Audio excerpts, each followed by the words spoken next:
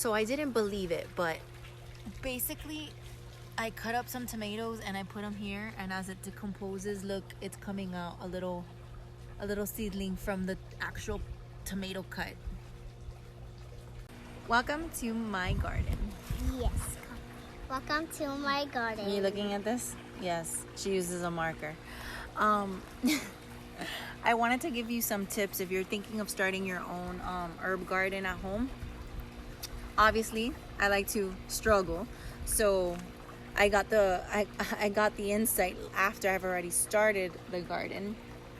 But for anyone that's gonna be starting this because of quarantine or because you just want to be able to go to a little patch of herbs and grab them and make your own food, Yes. the following tips are gonna help you. So the best tip is, if you're gonna start an herb garden, do not plant them as seeds. Why? Some of them take very long time to grow, to become seedlings. So this is basil. By the time that this basil is grown, quarantine is over and I can actually taste it.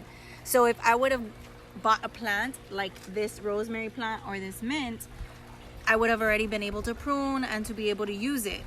But as of right now, I can't really use that. So the best option is, if you go to like a Home Depot or you go to like a nursery, to purchase them already grown. These are seedlings, not seeds like the little ones in the back. Second tip, you're gonna purchase them, they're gonna come in little containers. Do not pull the plant up. All you're gonna do is squeeze the container until you start feeling that it's softening up, and then you're going to put your fingers around the plant similar to this and just flip it. And when you flip it, you're gonna grab some of that dirt that's on the root and you're gonna transplant it just like that to prevent shock.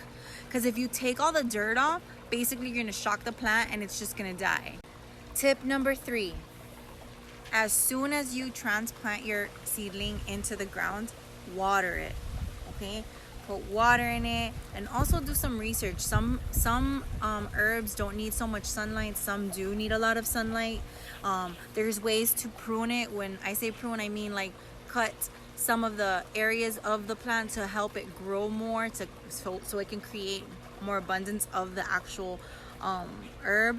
And there are some herbs that you can grow from things that you purchase in the store, and trust me, this is going to save you a lot of money in the future when you're buying herbs at grocery store. No expert, but I will tell you that I listened to the masterclass by Ron Finley and I really enjoyed it. And since I learned a few things, I wanted to share what I learned on herbs. And you can create herb gardens on any type of container. It doesn't necessarily need to be a raised bed. It can be in a pot if you have a really big one, or in little small pots. So you don't have to again create a raised bed or do it outdoors. You could do it right there in your kitchen. Now for the tips and tricks. 3 things to use in your garden that you have in your house for sure. So the first thing is eggshells. You can crush them or you can blend them and you can create food for your plants. So if you make yourself a Sunday brunch and you have eggshells and you have a garden, keep those eggshells in your compost. If you have like a compost bin or you have a little bag that you want to throw them in the meantime, do that. And another thing that you possibly could have in your house is Epsom salts. And basically Epsom salt gives your plants magnesium. So that's a good thing that you can just sprinkle around your plants. It also deters slugs and snails. The eggshells, what it does is it gives your plants calcium, and your plants need that. And you can also even create with the eggshells eggshell water, and that creates food for your plant that you can just sprinkle on it once a month, and your plants will love it and they'll thrive and they'll grow. And the last thing that you can use that you can probably find in your pantry is your cinnamon. So cinnamon is an ant repellent.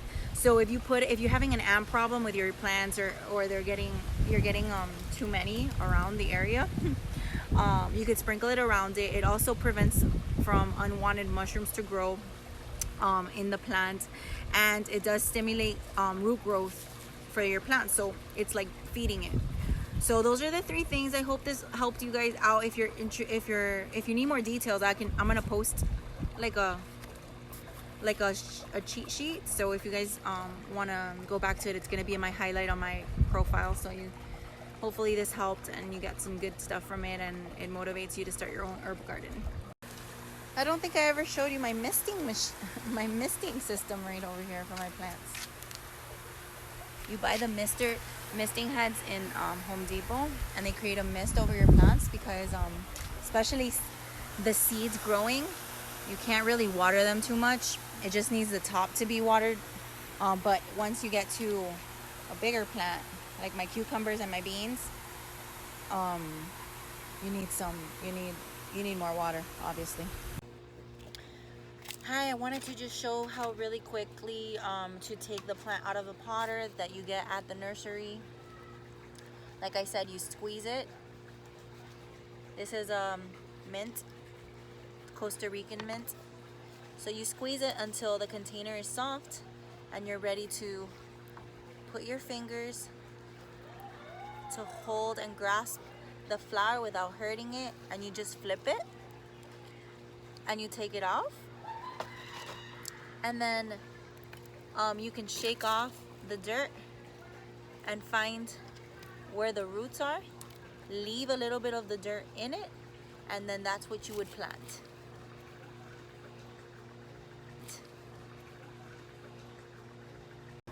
My lunch routine, I take a break, feed the kids, and then I come to the garden. Make sure that the bugs are not eating my plants. This is citronella for the mosquitoes. These are my onions. I have little plants growing right here. I don't know what they are yet. I'm gonna let them sprout more. My carrots are growing. Carrots are growing. Lizard, please eat all the mosquitoes. Thank you. I have my tomatoes. I don't know if they'll survive. I heard from a local nursery that tomatoes don't like the summer because there's a lot of bugs. So maybe not the best thing to plant. I did buy a Everglades cherry type tomato, so the beans are growing and the cucumbers are growing, but something's eating up on my cucumber leaves and I can't catch it, so I don't know what it is. My lavender smells amazing. Something else is growing right here. I'm not sure what it is yet. My lettuce, it looks like a tomato got over here by the lettuce. And I'm not sure, this Costa Rican mint is drying out to see what to do. Update about my lemon tree. I found aphids behind them and I cleaned them out. That's why you see the color difference. Aphids, what they do is they eat up the green from the leaves, so you can see the difference where these are lighter and these are darker. So I have to continuously check them. The leaves smell amazing, so I see why they're so attracted to the leaves. I have to continuously check them to make sure. You see, there's one.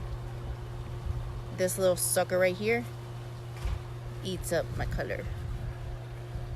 There's another one. Let me see if you see it. Hold on. Right here.